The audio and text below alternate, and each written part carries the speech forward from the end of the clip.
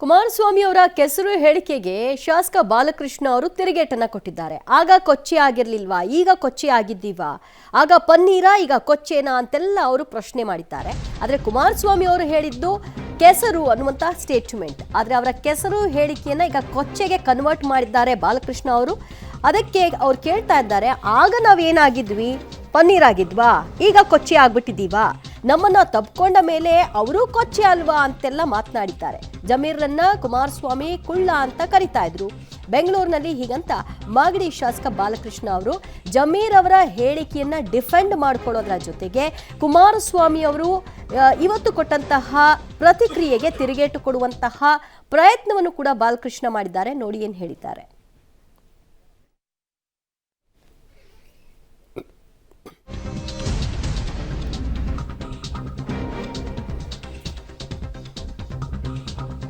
ಒಕ್ಕಲಿಗ ನಾಯಕರನ್ನ ತುಳಿಯುವ ಕೆಲಸ ಮಾಡಿದ್ರ ಕುಮಾರಸ್ವಾಮಿ.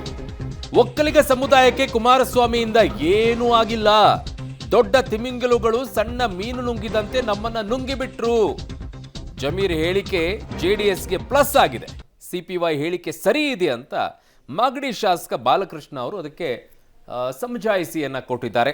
ಅದರ ಜೊತೆಗೆ ಜಮೀರ್ ಅವರ ಹೇಳಿಕೆಯನ್ನ ಕೂಡ ಸಮಜಾಯಿಸಿ ಕೊಟ್ಟಿದ್ದಾರೆ. ಬಟ್ ಆ ಹೇಳಿಕೆಯನ್ನ ಕೊಡಬಾರ್ದಾಗಿತ್ತು ಅಂತ ಅದು ಕೂಡ ಮಾತಾಡಿದ್ದಾರೆ.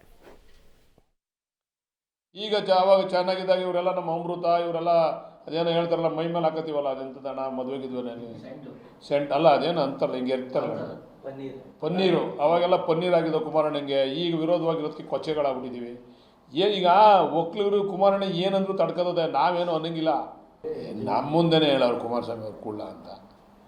ಅದೇನು ಹೇಳೇ ಇಲ್ಲ, ಅಂದರೆ ಕುಳ್ಳ ಅಂತ ಹೇಳವ್ರೆ. ಎಲ್ಲವನ್ನ ಅವ್ನು ಕುಳ್ಳ ಅನ್ನೋರು. ಅದು ಪ್ರೀತಿಯಿಂದ ಅಂದಂಥ ಪದಗಳು ಆ ಸಂದರ್ಭಗಳಲ್ಲಿ. ಈಗ ಅಂದವರು ಇಲ್ವೋ, ನಾವೆಲ್ಲ ಒಟ್ಟಿಗೆ ಇದ್ದಾಗ ಅಂದವ್ರೆ. ಹೌದು, ಕಡಿಮೆ ಅಂತರದಲ್ಲಿ ಗೆಲ್ತಾರೆ ಅಂತ. ಬಟ್ ದಳ ಗೆದ್ರೆ ಸ್ವಲ್ಪ ಜಾಸ್ತಿ ಗೆಲ್ಬೋದು. ನಾವು ಗೆದ್ರೆ ಒಂದು 500 ಓಟು 1000 ಓಟಲ್ಲಿ ಗೆಲ್ತೀವಿ. ಕುಮಾರಸ್ವಾಮಿ ಅವರು ದೇವೇಗೌಡರು ಬಂದು ಸತತವಾಗಿ ನಮ್ಮನ್ನು ತೆಗಿಲೇಬೇಕು ಯೋಗೀಶ್ವರನ ಅಂತೇಳಿ ಏನು ಪ್ಲ್ಯಾನ್ ಮಾಡ್ಕೊಟ್ರು. ಅದರಿಂದ ಅವ್ರಿಗೆ ಸ್ವಲ್ಪ ಪ್ಲಸ್ ಆಗಿರ್ಬೋದು, ತಪ್ಪೇನಿಲ್ಲ. ಅದ್ರ ಜೊತೆಗೆ ಲಾಸ್ಟ್ ನಮ್ಮ ಜಮೀರಣ್ಣ ಸ್ಟೇಟ್ಮೆಂಟ್ ಕೂಡ ಅವ್ರಿಗೆ ಅನುಕೂಲ ಆಯಿತು, ಫಲಪ್ರದಾಯಕೂ ಆಯಿತು.